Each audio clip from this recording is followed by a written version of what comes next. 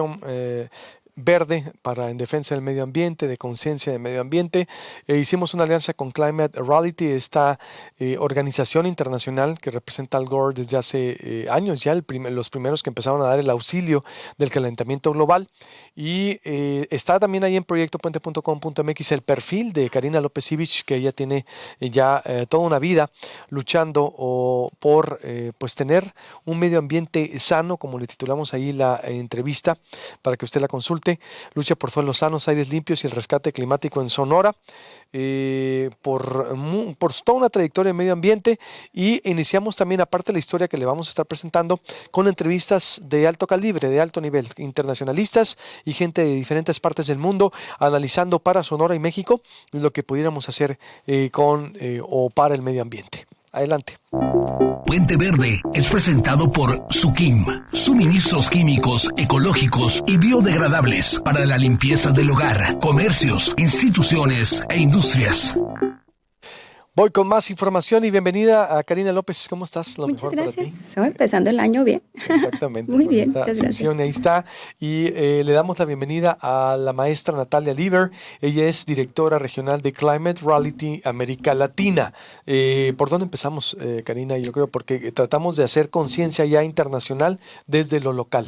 Claro que sí. Muchísimas gracias. Fíjate que sí, pues gracias al gran interés que tú tienes en el espacio que nos das y también a un movimiento fuerte de grupos ambientalistas, pues hay un apoyo ahora por el Fondo Verde que nos hace posible también este espacio, Fondo Verde que está administrando sedes, y pues muchos ambientalistas que lucharon por tener este Fondo Verde, pues estamos, gracias a tu apertura, como te digo, y a tu espacio, abriendo este espacio de hablemos sobre el cambio climático. Yo creo que es bien importante que tomemos este tema y lo analicemos bien, porque lo sentimos lejano, Luis Alberto, y no está lejano. Los impactos del cambio climático aquí están y pues hay que irlos analizando. Y por eso se abre este espacio con, como bien dices, entrevistas.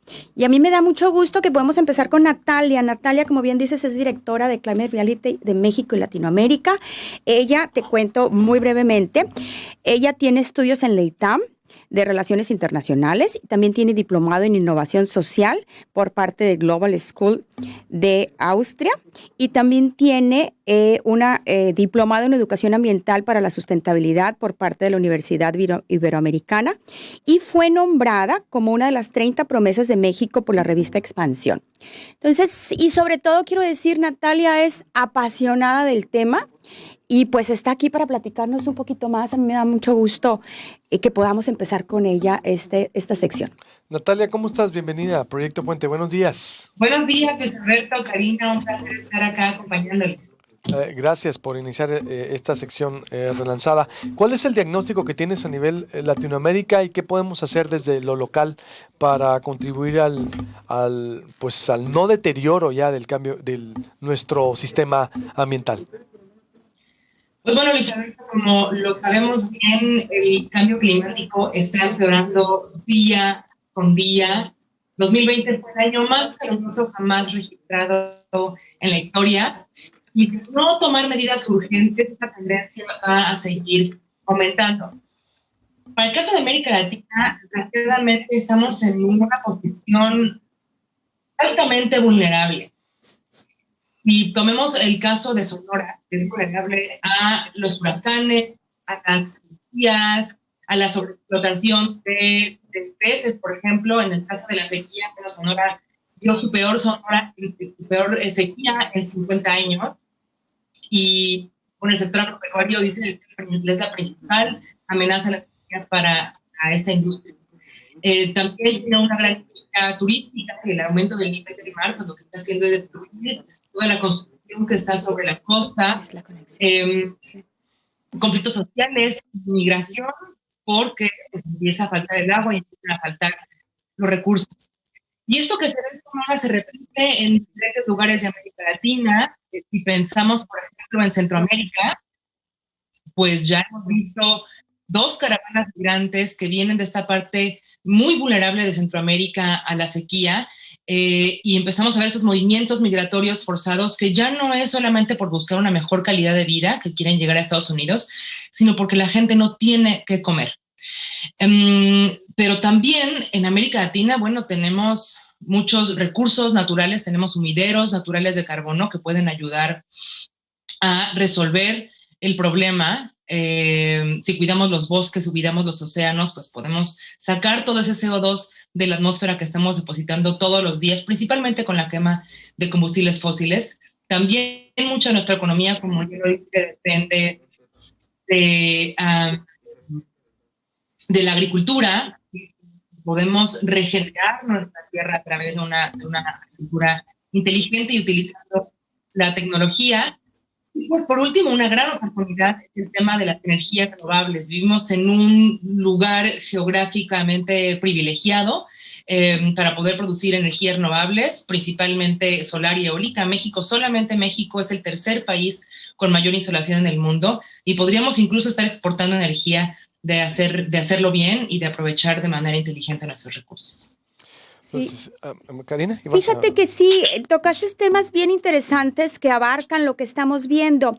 ¿Por qué crees, Natalia, que un ciudadano, tiene que interesarte en esos temas de cambio climático?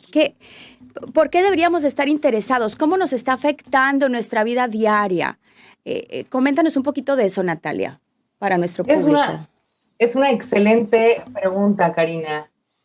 Y tiene que ver con lo que decía al principio, ¿no? Que uno piensa que está lejos, pero en realidad es que no hemos tenido la oportunidad de conocer de qué manera nos afecta directamente el cambio climático. Y si lo pensamos, es que todo lo que hacemos en nuestras vidas tiene que ver con recursos naturales. El aire que respiramos, el agua que tomamos, la comida, el empleo que tenemos, todo depende de qué está pasando en el entorno natural, qué es lo que hay para ofrecer por parte de la naturaleza. Y se empiezan a degradar esos recursos y esas oportunidades, pues entonces se ve impactada la economía. Simplemente lo estamos viendo ahora con esta pandemia. El 60% de todas las enfermedades infecciosas conocidas en personas son de origen zoonótico. Quiere decir que se transmiten de animales a personas. Y el 70% de todas las enfermedades infecciosas que se han conocido en los últimos años. Y esto sigue creciendo a medida que depredamos los ecosistemas salvajes. Entre menos ecosistemas salvajes tengamos, vamos a empezar a ver que van a existir más pandemias como esta o peor. Y bueno, vemos el golpe que ha significado para la economía.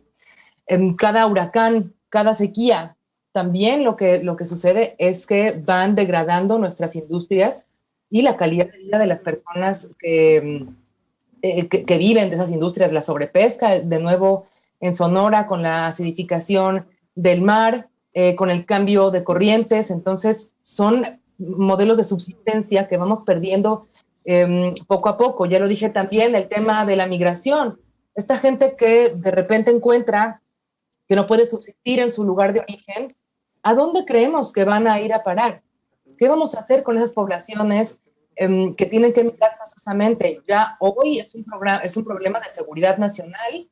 Lo vimos, por ejemplo, como sucedió en Siria, que de 2006 a 2010, antes de la guerra civil tan grave que seguimos viendo hasta hoy, ya tenía más de 1,5 millones de refugiados climáticos. Y esto afectó directamente en la seguridad nacional del país. Repito, lo que está sucediendo en Centroamérica. ¿Qué está pasando con los movimientos de ultraderecha en Estados Unidos? El tema de la salud, no solamente en esta pandemia, las olas de calor en el norte de México, pues son más peligrosas. Es más peligroso estar en la intemperie en un calor extremo que en frío extremo. Las enfermedades también que se transmiten por mosquito han crecido de manera exponencial en el mundo porque el clima está más caliente y nuestra infraestructura es súper vulnerable. Entonces, cualquier ciudadano que esté informado y que no tenga miedo de ver la verdad porque está comprometido a hacer algo al respecto, tendría que estar preocupado y ocupado por el medio ambiente. Nos afecta en todos los aspectos de nuestra vida. Oye, qué importante, y lo vinculas también, por ejemplo, Natalia, con lo que está ocurriendo con las pandemias, dice. Ojo, porque eso que nos interesa el tema del momento, por lo menos vincularlo por ahí. Ese es un hilo conductor interesante. ¿Cómo el cambio climático generaría más pandemias. ¿Por qué dices? Por precisamente cómo nos estamos acabando las selvas, la acidificación de los mares, es decir, la contaminación.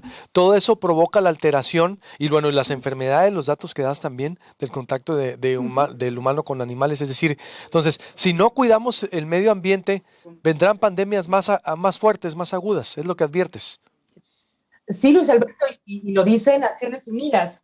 Lo que sucede es que a medida que vamos perdiendo ecosistemas, existen más posibilidades de estas enfermedades infecciosas en humanos.